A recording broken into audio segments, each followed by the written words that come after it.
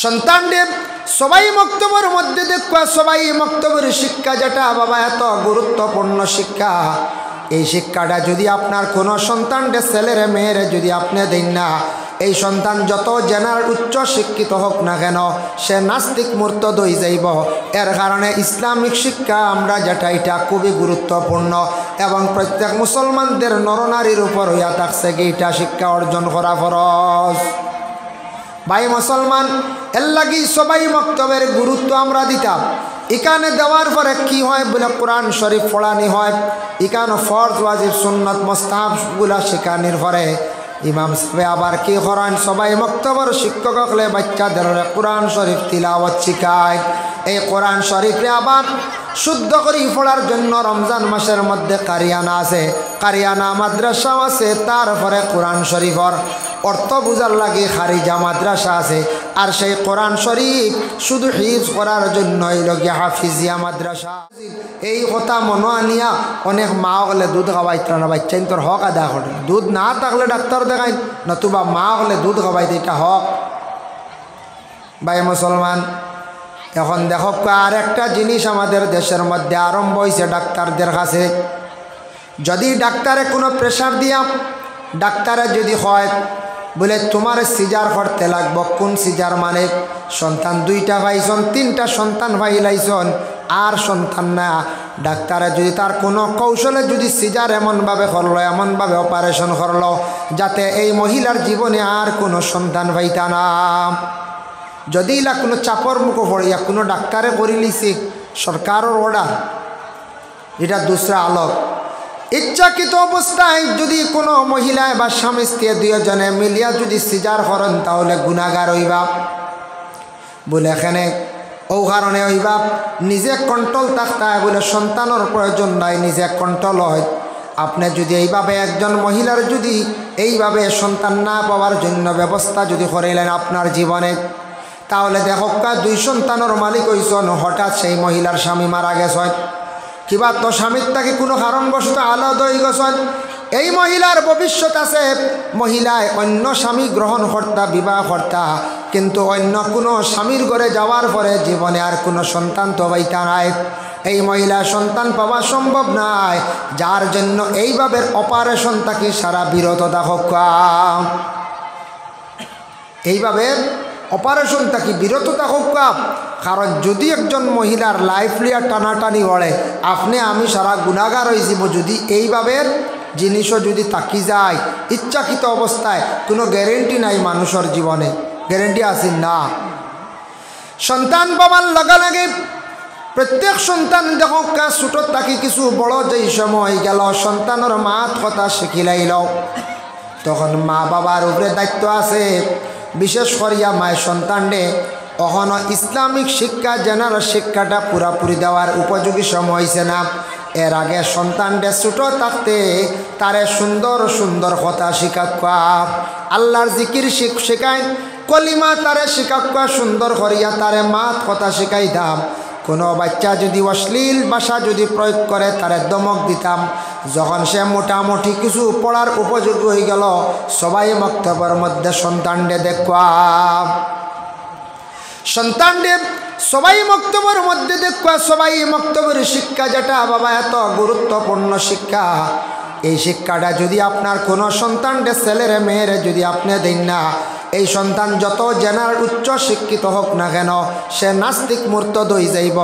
এর কারণে ইসলামিক শিক্ষা আমরা যেটা এটা খুবই গুরুত্বপূর্ণ এবং প্রত্যেক মুসলমানদের নরনারীর উপর হইয়া থাকছে এইটা শিক্ষা অর্জন করা ফরজ। ভাই মুসলমান, এর লাগি সবাই মক্তবের গুরুত্ব আমরা দিতাম। এখানে দেওয়ার পরে কি হয় বলে কোরআন শরীফ পড়ানি হয়, এখানে ফরজ ওয়াজিব সুন্নত মুস্তাহাবগুলা শেখানির পরে ইমাম সাহেব আবার কি করেন, সবাই মক্তবের শিক্ষক হলে বাচ্চাদের কোরআন শরীফ তিলাওয়াত শিখায়। এই কোরআন শরীফে আবার শুদ্ধ করে পড়ার জন্য রমজান মাসের মধ্যে কারিয়ানা আছে, কারিয়ানা মাদ্রাসাও আছে, তারপরে কোরআন শরীফর অর্থ বুঝার লাগে খারিজা মাদ্রাসা আছে। আর সেই কোরআন শরীফ শুধু হিফজ করার জন্যই লগিয়া হাফিজিয়া মাদ্রাসা। সেই দিনই শিক্ষা যদি কোনো মানুষের মধ্যে যদি বিলকুল থাকে না, জেনারেল শিক্ষা সে যত শিক্ষিত হোক না কেন এই মানুষের ইসলাম ধর্ম ব্যাপারে তার তেমন জ্ঞান থাকতো না। আমি একদিন একটা বই পড়িলাম, নেতাজি সুভাষচন্দ্র বসু, নাম শুনছেন আপনারা, উচ্চ পর্যায়ের একজন ভারতীয় নাগরিক ছিল, জ্ঞানী ব্যক্তি ছিল। তার জীবনী পড়িয়া দেখলাম কিভাবে তার শিক্ষা অর্জন করলা, কিভাবে বাইরে মালয়েশিয়া গেলা পড়াশোনা করলাম, ব্রিটেনও গিয়া পড়াশোনা করলাম। পরবর্তীতে পড়া শেষ করিয়া মহাত্মা গান্ধীর সঙ্গে পরামর্শ করিয়া দেশ স্বাধীন করতে গিয়া আমাদের ভারতবর্ষে ইংরেজদের বিরুদ্ধে কি পরিমাণ তাই লড়াই করলা। কারণ এতে গিয়ে একজন জ্ঞানী ব্যক্তি ও বিশেষ করিয়া নেতাজি সুভাষচন্দ্র বসু যে তাই এইভাবে একটা বিবৃতি দিলা, তাই কইলা বলে মানুষের জীবনে যদি যে কোনো ধর্মের মানুষ হোক তার ধর্মগ্রন্থ ব্যাপারে তার মধ্যে জ্ঞান থাকতো, তার ধর্ম ব্যাপারে তার জ্ঞান থাকতো। ধর্মগ্রন্থ কোরআন, আমরা সনাতন ধর্মগ্রন্থ, ইসলাম খ্রিস্টান ধর্মের তার ধর্মগ্রন্থ, জৈন ধর্ম তার ধর্মগ্রন্থ, এইভাবে তার ধর্ম এবং ধর্মগ্রন্থ ব্যাপারে তার জ্ঞান থাকত। যে কোনো মানুষের যদি তার ধর্ম ব্যাপারে ধর্মগ্রন্থ ব্যাপারে যদি বিলকুল তার জ্ঞান থাকে না, তে ধর্মটা কী সে বুঝতো না, ধর্মর করণীয় কী সে বুঝতো না, ধর্মগ্রন্থের আদেশটা কী সে কিন্তু বুঝতো না। এর জন্য প্রত্যেক মানুষে তার ধর্ম ব্যাপারে জ্ঞান থাকা অত্যন্ত দরকার। নেতাজি সুভাষচন্দ্র বসু স্কুল লাইফও পাঠশালাত পড়ার থাকতে সময় স্কুলে গেলা, যাওয়ার পরে এক বাঙালি ছেলের হাত ইংরেজর এক ছেলের হাতও লাই গেছিল, ইংরেজর এক ছেলের সঙ্গে। সে কিন্তু বাঙালিরে মারি দিল। তাই দেখছ স্কুল ছুটি হওয়ার পরে সেই ইংরেজের ছেলেরে কইলা তুমি কোন কারণে তার উপরে হাত তুললাই খসায়? সে উঠিয়া কইল বাঙালি ছেলে। বলে বাঙালি ছেলে তার হাত লাগলে তোমার কি ক্ষতি? বলে নোংরা। ওই সময় কইলাম হে ইংরেজের ছেলে জানিয়া রাখিস, তুই ন জ্বালা মানুষ, সে ওলা মানুষ, আমি ওলা মানুষ, ধর্ম যার যারি আলাদা, কিন্তু মানুষ সমান, মানুষের জ্ঞান বিবেক মানুষের গঠন সব কিছু সমান, ব্লাডও সমান। সেনে তুই এই ব্যক্তির এইভাবে কষ্ট দিলে এটা কিন্তু সঠিক নয়। মানুষে যখন মানুষে জ্ঞান অর্জন করিয়া থাকে তখন এইভাবে মানুষের মধ্যে ছোট বড় কোনো ভেদ রাখে না। হে ইংরেজের ছেলে জানিয়া রাখিস, আজকে তুই তার উপরে হাত তুলছ, এইভাবে আর কোনো দিন কোনো বাঙালি, এইভাবে কোনো হিন্দিভাষী মানুষের উপর তুই যেন আর হাত তুলিস না। সুবহানাল্লাহ, কত সুন্দর একটা মহাত্মা দিয়েছেন নারী। এর লাগে আমরা সব মানুষ, আমরা মুসলমান, মানব জাতি কইতে হিন্দু, খ্রিস্টান, বৌদ্ধ, জৈন, যে কোনো ধর্মের মানুষ, প্রত্যেক মানুষ সে কিন্তু মানুষ, যার যারই ধর্ম হইল গিয়ে আলাদা, যার যারই ধর্ম নিয়ে চলরা। আমরা ইসলাম ধর্মের মানুষ। আজকে আমরা যে ধর্মে আছি এটা মনোনীত ধর্ম, যে ধর্মটা বলা হয়েছে বলে শান্তির একটা সুন্দর একটি ধর্ম, যে ইসলাম ধর্মর যে নিয়ম গুণাবলী যেগুলো আছে, গোটা বিশ্বে আরও বহু ধরনের ধর্ম আছে, কিন্তু এইভাবে ধর্মর নীতি সব ধর্ম নাই। আমাদের ধর্মের নীতি দেখেন, আমাদের ইসলাম ধর্মের ধর্মগ্রন্থ কোরআনে আছে, মুহাম্মদের বাণীর মধ্যে আছে বলে তুমি সুন্দর কাপড় পরিধান করো।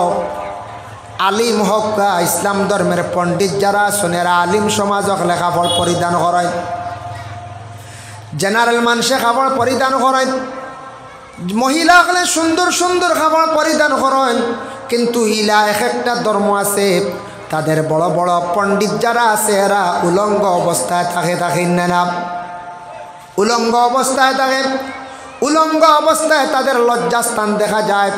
এইভাবে উলঙ্গ অবস্থায় থাকো, যার জন্য আমাদের ইসলাম ধর্মের এইভাবে কোনো পণ্ডিত, ইসলাম ধর্মের কোনো মানুষ এইভাবে উলঙ্গ হইলে আমাদের ধর্মের মধ্যে কোনো স্থান নাই। কেউ স্থান দিব যখন যায়, কোনো মানুষ যদি উলঙ্গ হইয়া যদি মসজিদে কেউ জায়গা দিবানি, তকি না থাকলে আমরা দমক দেই বলে বাড়ি যাও তকি লিয়াও, তকি না থাকলে আমরা ধর্ম কত সুন্দর, যে ধর্মে আদেশ করছে তুমি সুন্দর লেবাস পরিধান করো, তুমি আব্রু করো, পর্দা করো, তুমি সুন্দর ইয়া ধর্মস্থলে যাও, সুন্দর ইয়া ধর্মীয় স্থানে যাও, সুন্দর ইয়া তুমি ধর্মগ্রন্থ পড়ো, সুন্দর ইয়া ধর্ম নিয়ে যেটা গবেষণা হইব, যে জায়গার মধ্যে বিস্তারিত আলোচনা হইব, এই জায়গায় যাও। তাই আমরা ধর্মর রীতি নিয়মমালাগুলা কত সুন্দর, কত সুন্দর। এর জন্য বিশেষ করে আল্লাহর বন্দেগান আমাদের ইসলাম ধর্মের মহাগ্রন্থ কোরআন, কোরআনের মধ্যে আল্লাহ ঘোষণা করছেন ইকরা বিসমি রাব্বিকাল্লাযী খালাক। এই আয়াত নাজিল হইল আমার নবীজি জবলে নূর উচ্চা একটি পাহাড় মক্কায় অবস্থিত। সেই পাহাড়ের মধ্যে যখন রাসূলুল্লাহ সেই গারে হেরার মধ্যে গিয়া প্রতিদিন আল্লাহর ইবাদত বন্দেগী করতে মশগুল ছিলা, হযরতে খাদিজাতুল কুবরা রাসূলুল্লাহর জন্য খাবার বস্তু নিয়ে যাইতা। এত উঁচা পাহাড়, এখনো গেলে দেখবা 40 থেকে 50 মিনিট সময় লাগে সেই উঁচা পাহাড়ের মধ্যে গিয়ে পৌঁছিতে। যে জায়গায় আল্লাহর রাসূল আল্লাহর ইবাদতের মধ্যে মশগুল ছিলা, সেই জায়গায় সর্বপ্রথমে হযরতে জিবরিল আমিন আলাইহিস সালাতু ওয়াস সালাম গিয়া কইলা, হে নবী আপনি ফড়কুয়া, ও নবী আপনি ফড়াই। বলে কি ফড়াই? আল্লাহর নামে ফড়ন, যে আল্লাহ পাক রব্বুল আলামিনে আপনারে সৃষ্টি করছেন, ওই আল্লাহর নামে আপনি ফড়ন। নবীজি পড়িস, লম্বা আলোচনা। নবীজিয়ে চাপা খাইছেন, আমার নবীজির কম্পন শুরু হয়েছে, নবীজির জ্বরের ভাব আইছে, কিন্তু জিব্রাইলে চাপা দিছেন। চাপার লগে লগে আস্তা কোরআন গিয়া জিব্রাইলের চাপার লগে লগে নবীজির ভিতরে গিয়া মুকম্মল কোরআন গিয়া ভিতরে ঢুকে গেছে গিয়া। হক সুবহানাল্লাহ। আস্তা কোরআন গিয়া নবীজির ভিতরে। তাই নবীজি আসলে হাফিজ কোরআন। আল্লাহর রসুলের জীবনে 2 রাকাত নমাজ পড়িছেন 20টা সিজদা দিয়া। আল্লাহর রসুলে 20টা সিজদা দিয়ে 2 রাকাত জীবনে নামাজ পড়িছেন। হায়রাতুল ফিকা সেই কিতাবের মধ্যে লেখছেন নবীজি একদিন 2 রাকাত নমাজ পড়িছেন, নফল নামাজ। আস্তা কোরআন খতম করছেন। কোরআনের মধ্যে 114টা সূরা আছে, 14টা রাসূলুল্লাহ সিজদা দিছেন। আর 2 রাকাত নমাজে 4টা সিজদা, 14 আর 6 হইল গিয়া 18টা সিজদা। আর 2টা সিজদা দিছেন নমাজের মধ্যে। এক জায়গাত বেড়া খাইলিসলা, গলত হইছিল। আল্লাহর রাসূলে মাত্র 2 রাকাত নমাজ পড়লা, মুকম্মল কোরআন শরীফ খতম করিয়া রাসূলুল্লাহ তান জীবনে 20টা সিজদা দিয়া নমাজ পড়িলা। আমাদের নবীর মতো খেইলা আসন দুনিয়ার জমিন 2 রাকাত নমাজ পড়তা, মুকম্মল কোরআন খতম করতা, খেয়রের পক্ষে সম্ভব নাই। সম্ভব নি কইছায়? জি না। আমরা 26 ইসমা যদি এসা রক্ত হয়ে যাবে জুত করে আমরা, হ্যাঁ জুমাবারে যদি ইজা সুরা মুনাফিকুন হয়ে যাতে বাদর জুম্মাত কইবা যায় কি উত্তর মসজিদ লম্বই কত ডর নানি আমরা। আর যে নবীজিয়ে কত লম্বা আস্তা কোরআন শরীফ খতম করিয়া নামাজ আল্লাহর রসুলে পড়াইছে। এর জন্য বিশেষ করিয়া শিক্ষার দরকার আছে বাইরে। শিক্ষা আমরা লাগি 2টা। অন্যান্য ধর্মের মানুষ যারা আছেন তারা জেনারেল শিক্ষা নিয়ে তারা বেশিরভাগ অগ্রসর। জেনারেল শিক্ষা নিয়ে তারা গুরুত্বপূর্ণ আলোচনা করে, জেনারেল শিক্ষা নিয়ে ব্যস্ত। কিন্তু আমাদের ইসলাম ধর্মের 2 দিকে শিক্ষা, আমরার জ্ঞান বেশ। এর লাগে মুসলমানদের যতটুক জ্ঞান আছে বাবা, অন্যান্য ধর্মের মানুষের মধ্যে ততটুক জ্ঞান নাই। হয়তো তার জেনারেল নলেজ আছে, জ্ঞান আছে, কিন্তু মুসলমানদের আল্লাহ এতটুক ধৈর্য শক্তি আল্লাহ দান করছে। যত কঠিন কাজ যেগুলা মুসলমানরা করে না, মুসলমানরা ইসলাম ধর্ম ব্যাপারে একটা জ্ঞান আছে, জেনারেলটাও জ্ঞান আছে। আর অন্যান্য ধর্মের মানুষদের বেশিরভাগ পাইবা শুধু তার খালি জেনারেল জ্ঞান নিয়ে ব্যস্ত, ধর্ম ব্যাপারে ধর্মগ্রন্থ ব্যাপারে তাদের তেমন জ্ঞান নাই। আমাদের জ্ঞান বেশ, কিন্তু আরও কিছু জ্ঞান বেশ হইল অনেক। সামান্য যদি আমরা খেয়াল করতাম, ইকরা শব্দটা সর্বপ্রথম আসছে। এর জন্য পড়ার কথা কইছে, বাইরে পড়ার প্রয়োজন। প্রতি মা বাবার সন্তানদের জীবনে পড়া, ইসলামিক পড়া এবং জেনারেল পড়া যেটা আছে পড়ার উপরে গুরুত্ব দেয়। আর বলে পড়া শিকার পরে আমরার দরকার আছে কিছু বায়ান। সবে কিন্তু বাংলা পড়া জানি না, সবে বাংলা পড়া জানি। আপনি বাংলা বই আনিয়া কিনিয়া পড়কা, নবীজির জীবনী আপনি কিনিয়া পড়ন, আপনার নবীজি সম্পর্কে আপনার জ্ঞান বাড়ব, নবীজির জীবন আদর্শ প্রতি আপনার খেয়াল হইব, নবীজির জিন্দগিটা কীভাবে কাটল। আপনার ঘরের স্ত্রী আয়েশা সিদ্দিকার জীবনী কিনিয়া দেন, খাদিজাতুল কুবরার জীবনী আপনি কিনিয়া দেন। আপনার ঘরে উপযুক্ত মেয়ে আছে, মেয়েটারে নিয়া হাসান রাবিয়া বছরের জীবনী কিনিয়া দেখবা। এইভাবে যদি আপনার মেয়ে সন্তানে যদি রাবিয়া বছরের জীবনী পড়ে, দেখবা সেই মেয়েটায়, বা ফাতিমার জীবনী কিনিয়া দেখবা সেই মেয়েটায় এরা কিভাবে আল্লাহর ইবাদত বন্দেগী করলাম। ছেলে সন্তান যুবক ভাইয়ান যারা আপনারা সাহাবীদের জীবনী কিনিয়া পড়কা, ওলি আল্লাহর জীবনী আছে, সাহাবীদের জীবনী আছে, এইভাবে নবীজির জীবনী আপনারা পড়কা। আমরা পড়ার মধ্যে বেশিরভাগ দুর্বলতা, যার কারণে অনেক কিছু আমরা জানার দরকার আছে, প্রয়োজন আছে, আমরা কিন্তু জানি আর না। অনেক কিছু আমরা জানার আছে কিন্তু আমরা জানি না, আমরা পড়ার যাই না, পড়ারটারে আমরা একবারে ফিসে ফেলাই দিছি। আমরা পড়াটারে এত বেশি আমরা ফিসে ফেলাইছি, পড়ার ব্যাপারে আমরা লক্ষ্য কমে গেছে গিয়া। আমরার ধারণা আমরা যতটুক জানি, দেখুন পড়ার ব্যাপারে বহুত ফিসে আমরা পড়ে গেছি।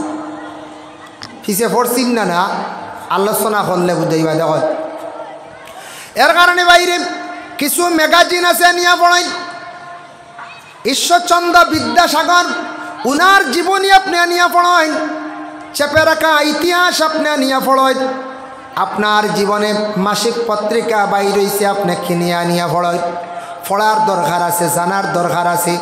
আজকে যদি কোনো মানুষের সঙ্গে যদি আপনার ধর্ম ব্যাপারে বা দেশ ব্যাপারে ডিভাইড হয়, সমাজ কম আপনি কিছু তার সঙ্গে কথাবার্তা করতে পারতা, আপনার ধর্ম ব্যাপারে জ্ঞান থাকতো, দেশের ব্যাপারে জ্ঞান থাকতো, দেশের ইতিহাস সম্পর্কে জানার দরকার থাকতো।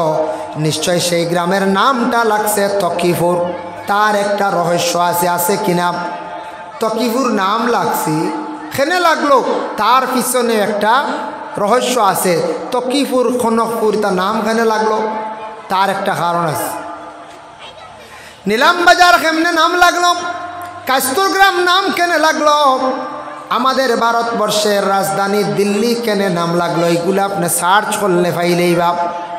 বাইরে আমরা সময়, বর্তমান সময়ে মোবাইল যেটা আছে খাস করিয়া মোবাইলটার একটু কন্ট্রোলে চালাইন ভাই। মোবাইল খুবই প্রয়োজনীয়, খুব দরকার, কিন্তু আমরার দেশে এখন মোবাইলটা কিন্তু নিয়মিত চালানিওর না।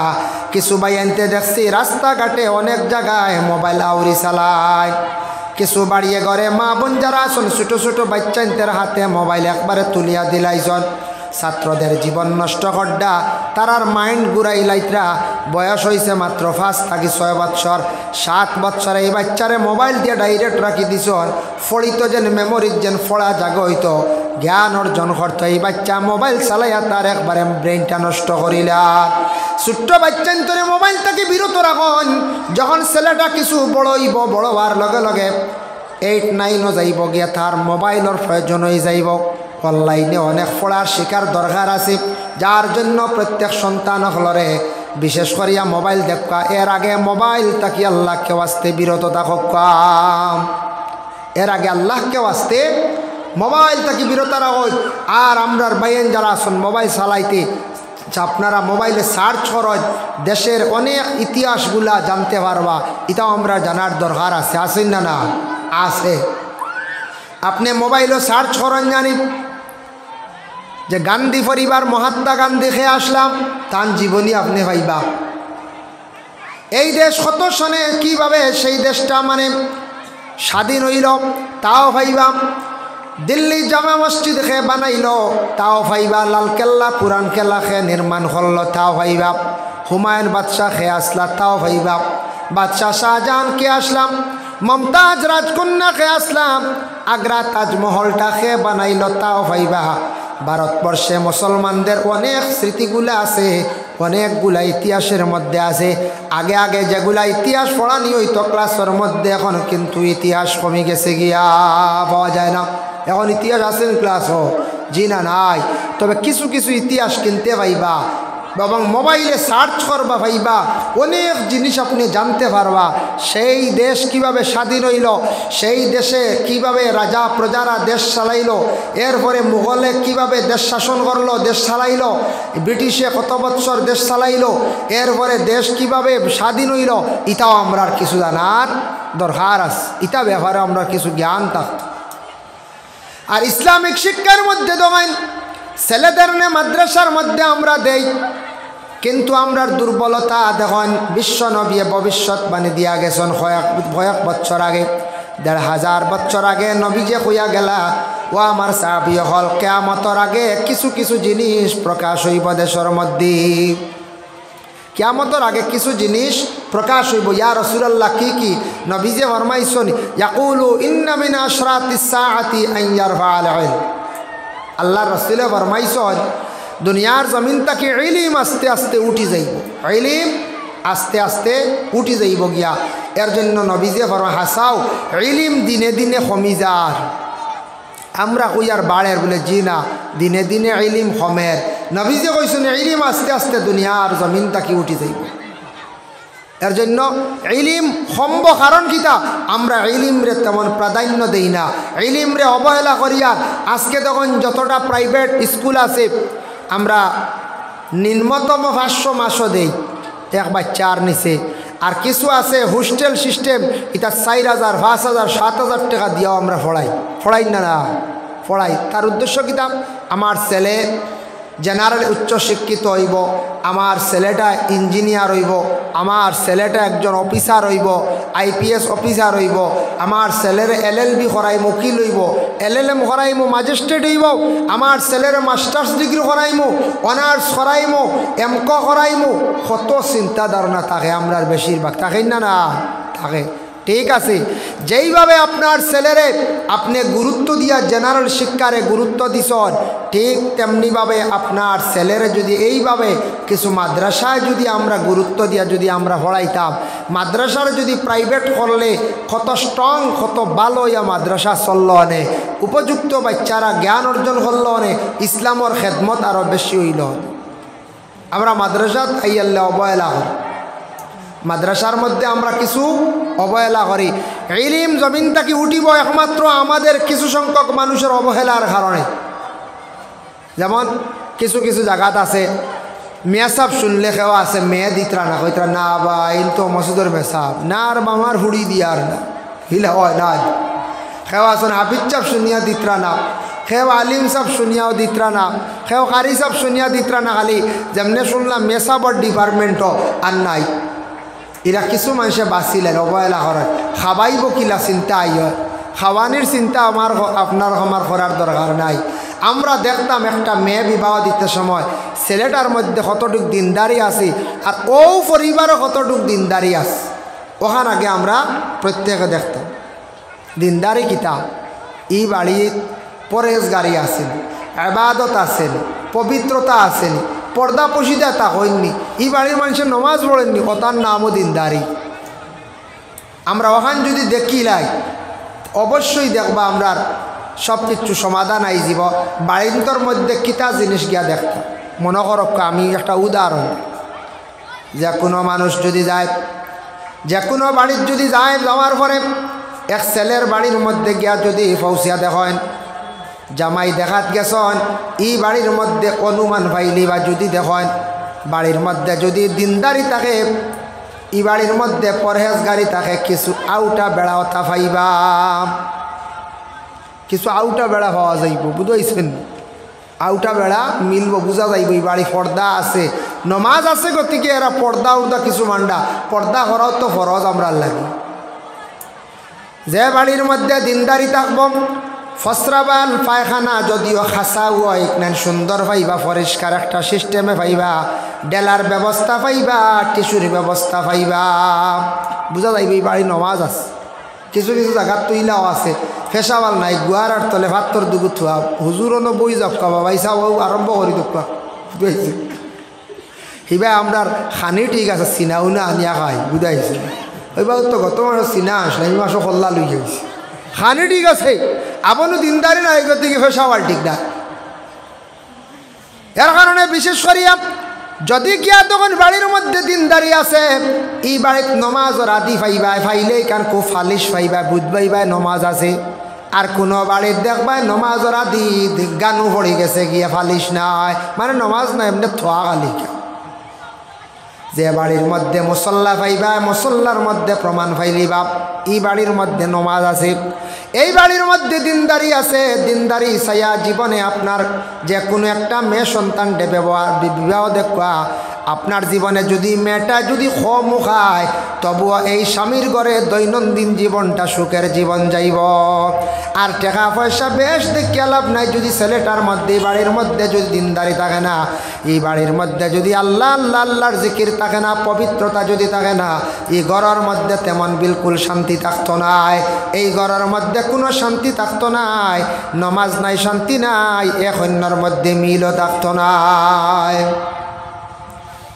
অবশ্যই এর জন্য বিশেষ করিয়া ও জিনিসটা আমরা চাইতাম রাসূলুল্লাহর কন্যা হযরতে ফাতিমাতুজ জাহরা রাদিয়াল্লাহু তাআলা আনহারে বিবাহ দিছেন আলীর সঙ্গে বড় গরিব সাহাবীর সঙ্গে বিবাহ দিলে আল্লাহর রাসূলে কিন্তু ফাতিমা জীবনে আলীর ঘরে জীবন কাটাইলাম একটা দিন কষ্ট হইয়াও কিন্তু বাবার কাছে গিয়া দুঃখ প্রকাশ করেন না ওলা দিন গেল ফাতিমার আলীর ঘরে দেখেন হজরতে ফাতিমায় বর্ণনা করেন তান একদিন আব্বার কাছে কইত্রে আব্বা গতকালকে আমার স্বামী আপনার দামান বাইরে গেছলা খাজ খামক কোনো দিকে খাজ পাইছেন না আইজ আবার গর্তা কি বাহির হইয়া গেছ জানি না খাজ পাইলা কিনা বলে মা গ কি খাইত্রায় বলে আব্বা আজকে 2 দিন হয়ে গেছে 3 দিনও পড়ে গেছে চুলায় আগুন দিছি না কোনো গুস্তর ব্যবস্থা নাই আমরা রুটি তাও দিয়ে বানাইতাম ইলা ব্যবস্থা নাই ফানি আর খাজুর খাই আমরা জীবনটা কাটাইয়ার ওলা জিন্দগিটা কাটলো ফাতিমার জীবন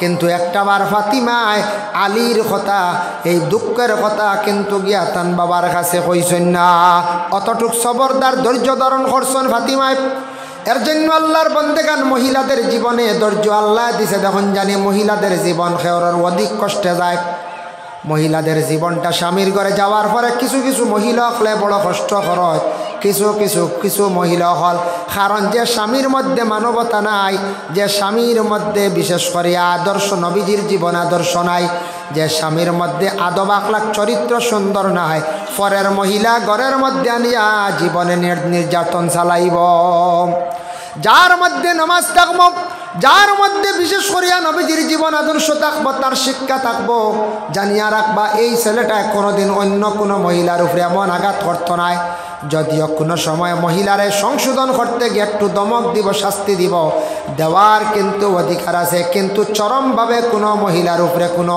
আঘাত দিত নাই মহিলার জীবনে সে কখনো কষ্ট দিত নাই এর জন্য আমাদের দেশে এই যে ইসলামিক শিক্ষাটারে অবহেলা করিয়া আর গতিকে ইলিমটা জমিন থেকে বিদায় হয়েছে আর কারণ হইল গিয়া ইলিম দিনে দিনে কমের আমরা দেখি আর বাড়ির হালেকে কমি যার আগে আগে বড় বড় পণ্ডিত হলে যেটা বই লেখলা বড় বড় মুহাদ্দিস হলে যেটা কিতাব লেখলা বড় বড় মুফাসসির হলে তফসির লেখলা এখন কয়জন আমরা কিতাব লেখনেওয়ালা আছি নাই কারণ ইলিমটা কমের আমরা অবহেলার কারণে আমরা এখন খাইব কিলা চিন্তা করিয়া মেয়েও বিবাহ দেন না অনেকে ডরাইয়া খেয়েও ছেলে বিবাহ দিতরা না অনেক বাচ্চা নিতে পড়ার যাইতরা না বলে চল মুখিলা খাই মুখিলা মানুষ অবহেলা করে এর কারণে দুনিয়ার জমিন থাকি নবী যে ফরমাইছেন ইলিম আস্তে আস্তে উঠি যাইব আইয়ার ফাল ইলিম উঠি যাইব গিয়া কিন্তু আমরা জানি না নবী যে ফরমাইছেন যদি একটা ছেলে তার জিন্দগির মধ্যে সে যদি